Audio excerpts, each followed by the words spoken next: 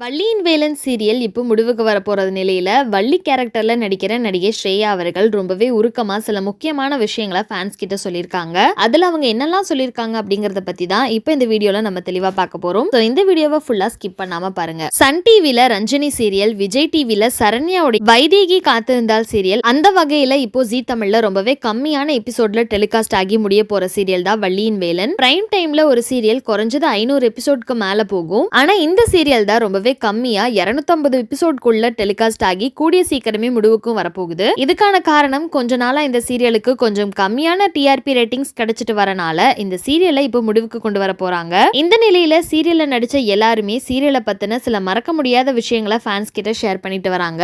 அந்த வகையில இந்த சீரியல்ல மெயின் ஹீரோயினா ஆக்ட் பண்ற நடிகை ஸ்ரேயா அவர்கள் என்ன சொல்லிருக்காங்கன்னா, வள்ளியின் வேலன் சீரியல் முடிய போறத நினைச்சாலே மனசுக்கு ரொம்பவே கஷ்டமா இருக்கு. நானும் சித்துவும் நடிக்கிறனால கண்டிப்பா இந்த சீரியல் மிகப்பெரிய வெற்றி பெறும்னு நாங்க நினைச்சோம். ஆனா நடந்தது வேற, அப்படியே ஆப்போசிட்டா நடந்துருச்சு. எங்க சீரியல் கதை நல்லா இருந்தாலும் டிஆர்பி ரேட்டிங்ஸ் சரியா எடுக்கிறது கிடையாது. அதனாலதான் 500 எபிசோட் கூட போகாம எங்க சீரியல் இவ்ளோ சீக்கிரமா முடிக்க போறாங்க. பொதுவா பிரைம் டைம்ல சீரியல் குறைஞ்சது 1000 எபிசோட் தாண்டி போகும். ஆனா இப்போலாம் டிஆர்பி ரேட்டிங் சரியா எடுக்கல, சீரியல் நல்லா போகலன்னு சொல்லி சீக்கிரமே சீரியலை முடிவுக்கு கொண்டு வந்துடுறாங்க. இதெல்லாம் மனசுக்கு ரொம்பவே வேதனையா இருக்கு. ஃபேன்ஸ் எல்லாரும் சீரியலை முடிக்காதீங்க அப்படின்னு என்கிட்ட கேக்குறாங்க. எனக்குமே சீரியல் முடியறதுல கொஞ்சம் கூட விருப்பமே இல்ல. ஆனா என்ன பண்றது, அவங்க முடிக்க சொல்லிட்டாங்க. அவங்க என்ன சொல்றாங்களோ அதை மட்டும் தான் எங்களால கேட்க முடியும். இது எங்களுக்கே பெரிய ஏமாற்றமா தான் போச்சு. இந்த சீரியல் மூலமா நாங்க நிறைய பாடத்தை கத்துக்கிட்டோம். இந்த சீரியல் எனக்கு மறக்க முடியாத பல விஷயங்களை கொடுத்திருக்கு. அது மட்டும் இல்லாம எனக்கு நீங்க கொடுத்த சப்போர்ட் அப்படிங்கிறது நான் கனவுல கூட நினைச்சு பார்க்காத ஒண்ணு. உங்க அன்புக்கு நான் என்னைக்குமே நன்றியோட இருப்பேன். மேலும் எனக்கு அடுத்த ப்ராஜெக்ட் கிடைச்சா கண்டிப்பா உங்களை எல்லாரையுமே பிடிச்ச மாதிரி என்டர்டெயின் பண்ணுவேன் அப்படின்னு சொல்லி முடிச்சிருக்காங்க.